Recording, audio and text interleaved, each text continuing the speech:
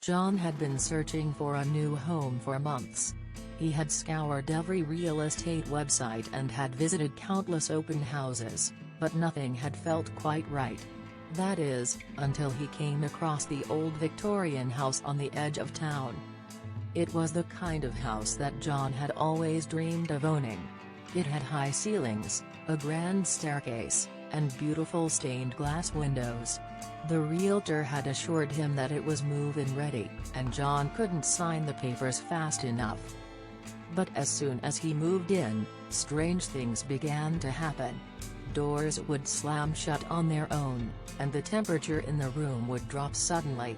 John shrugged it off as just the quirks of an old house, but soon the occurrences became more frequent and more disturbing. One night, as John lay in bed, he heard the sound of footsteps walking down the hallway outside his bedroom. He got up to investigate, but there was no one there. That's when he realized that he might not be alone in the house after all. The next day, John did some research on the history of the house. That's when he learned that the previous owner had died in the house under mysterious circumstances. Many believed that her ghost still haunted the house, unable to move on to the afterlife.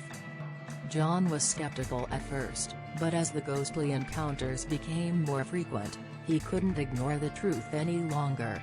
He tried to reason with the ghost, telling her that he meant no harm and only wanted to live peacefully in the house. But the ghost was not appeased, and her presence only grew more ominous. John knew that he had to do something, but he didn't know what. That's when he met an old woman in town who claimed to be a psychic. She told him that the ghost was angry because she felt like her home had been taken away from her, and that John needed to find a way to make peace with her. John wasn't sure how to do that, but he knew he had to try. He spent days researching ways to communicate with ghosts and how to appease them. And finally, he came up with a plan.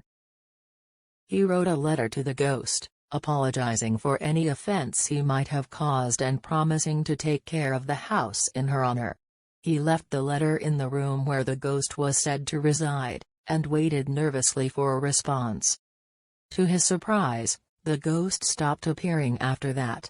John knew that he might never fully understand the mysteries of the afterlife, but he was grateful that he had found a way to coexist with the ghost in his new home.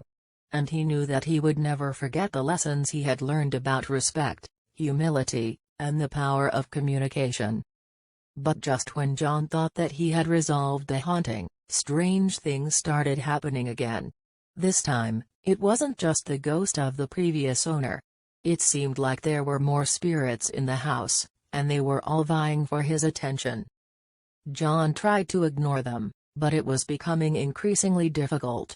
He would hear whispers in his ear when he was alone, and he would feel cold hands brush against his skin. He knew that he had to do something before it was too late. One night, John decided to confront the spirits head-on. He went into the room where the previous owner had died and lit candles around the room. He then sat down in the center of the room and started meditating. As he meditated, he could feel the presence of the spirits around him. They were angry and resentful, and he could feel their negative energy building up. But he didn't back down. He stayed there, facing the spirits and trying to communicate with them. Eventually, something strange happened. The candles started flickering violently, and the room was filled with a blinding light. John felt like he was being lifted off the ground and transported to another realm. When he opened his eyes, he was standing in a different room. It was a grand ballroom, filled with people in elegant clothes. But something was off. The people were all staring at him, and their faces were twisted in anger.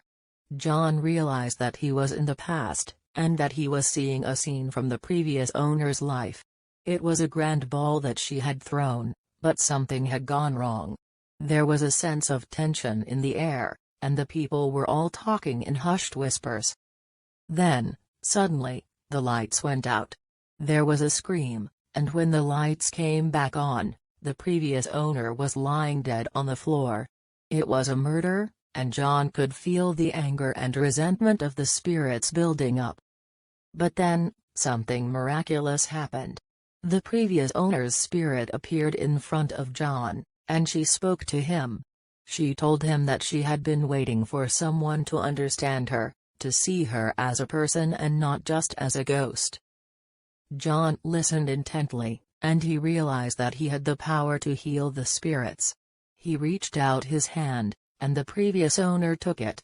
Suddenly, the anger and resentment of the other spirits dissipated, and the room was filled with a sense of peace. John returned to the present, and he knew that the haunting was over. He had found a way to connect with the spirits and help them move on to the afterlife. And he knew that he would never forget the lessons he had learned about compassion, understanding, and the power of the human spirit.